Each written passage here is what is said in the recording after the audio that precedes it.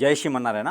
నేను మీ icon astrologer Gattupalli Suresh Babu. అయితే మనకి జూన్ మాసంలో ద్వాదశ రాశుల వారికి ఎలా ఉంటుందో చూసినట్టయితే కనుక జూన్ మాసంలో ద్వాదశ రాశుల్లో ఒకటి కర్కాటక రాశి. ఈ కర్కాటక రాశి వారికి ఖచ్చితంగా అనూహ్యమైనటువంటి అదృష్టం వస్తుందని చెప్పొచ్చు. ఎక్కడి నుంచో ఎప్పుడో రాసినటువంటి వీలునామాలు, ఎప్పుడో రాసినటువంటి ఆస్తులు మీకు వచ్చేలా కనిపిస్తూ ఉన్నాయి. ప్రయత్నపూర్వకంగా మాత్రమే ట్రై చేయాలి.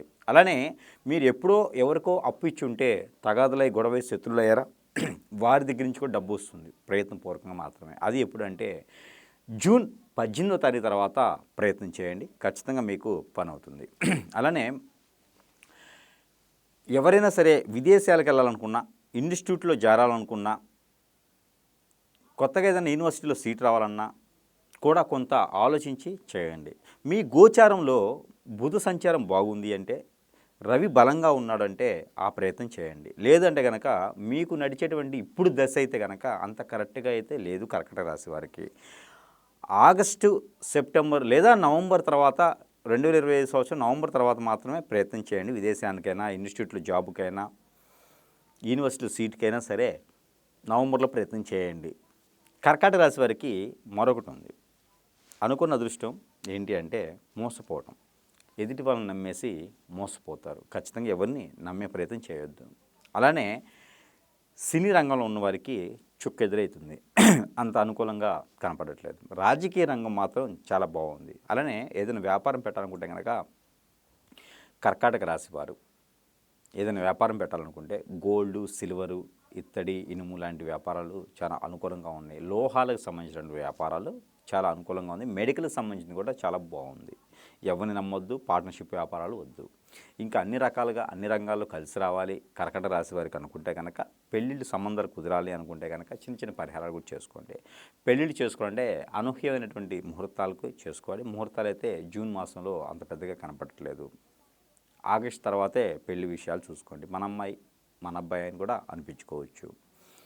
ఈ జూన్ మాసంలో అన్ని రంగాల వారికి కర్కాటక రాశి వారికి కలిసి రావాలి, ఇంకా అనూహ్యమైనటువంటి రోజులు బాగుండాలి అనుకుంటే కనుక చిన్న పరిహారాలు కూడా చేసుకుంటే మంచిది. పరిహార నిమిత్తంగా వీరికి కలిసి వచ్చిన వారం సోమవారం, మంగళవారం, ఈ 2 వారాలు కూడా బాగా కలిసి వస్తాయి మాసం మొత్తం కూడా. అలానే కర్కాటక రాశి వారికి ఈ 2 రోజులే కాకుండా కర్కాటక రాశి 4, 2 ఈ 2 నెంబర్లు కూడా బాగా లక్కీ నెంబర్గా కలిసి వస్తాయి. అలానే మీకు కలిసి వచ్చిన colour green and blue, sky blue, ఈ కలర్స్ అయితే మీకు అద్భుతంగా కలిసి వస్తాయి మాసం మొత్తం కూడా. ప్రతిరోజు కూడా 2 ఇలాచీలు లేవగానే ఒకటి, నైట్ పడుకోబెట్టినప్పుడు ఒకటి, 2 ఇలాచీలు తినడం ద్వారా మీలో ఉన్నటువంటి దోషాలన్నీ కూడా పటాపంచలైపోతాయి. అలానే కాలసర్పదోషం, నాగదోషం, కుజదోషం, పితృదోషాలు ఇలాంటివి ఏమైనా ఉంటే కూడా నదీ స్నానం, సముద్ర స్నానం చేయండి. వెళ్ళేటప్పుడు జొన్నలు 1 కిలోంపో, గోధుమలు 1 కిలోంపో, నలుగులు 1 కిలో తీసుకుని వెళ్ళేసి అక్కడ మీరు ఎక్కడైతే స్నానం చేస్తారో అక్కడ వదిలేసేయండి. ఈ చేయడం ద్వారా మీకు దోషాలన్నీ కూడా పటాపంచలవుతాయి. జాబులో వెసులుబాటు దొరుకుతుంది, మంచి ఆలోచన బాగుంటుంది. పెళ్ళైన తర్వాత ఇద్దరి మధ్యన అనూహ్యమైనటువంటి బాధన, ఆ ఒక అనేజీ, భార్యాభర్తల మధ్యన ఎడబాటు దూరం అన్నీ కూడా మీకు తగ్గుతాయి. ఈ కర్కాటక రాశి వారికి ఇంకా అద్భుతమైన ప్రతిఫలాలు కావాలంటే కనుక చిన్న పరిహారం ఏంటంటే, పట్టిక ఏదైతే ఉందో ఇంటికి కట్టుకుంటాం కదా మనం, ఆ పట్టికను తీసుకొని ఏదైనా శనివారం లేదా మంగళవారం రోజున మీకు మీరే ఒక 100 గ్రాములు సరిపోతుంది. మీకు మీరే తల చుట్టూతో 7 టైమ్స్ ఇలా క్లాక్ వైజ్గా తల దగ్గర నుంచి కాలు వరకు 7 టైమ్స్ తీసుకొని ఎక్కడైనా పారేడు నీటిలో కానీ పొదలుగా ఉన్న చెట్లలో కానీ వేసేసేయండి. ఇది చేయడం ద్వారా మంచి జరుగుతుంది. అలానే ప్రతిరోజు పారాయణ చేద్దాని నెంబర్ కూడా ఇస్తాను మీకు.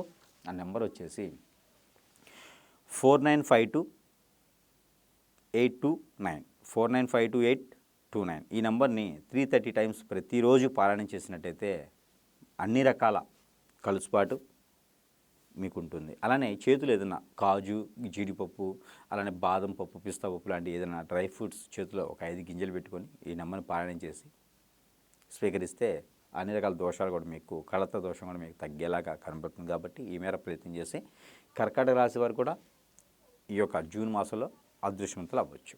జై శ్రీమన్నారాయణ.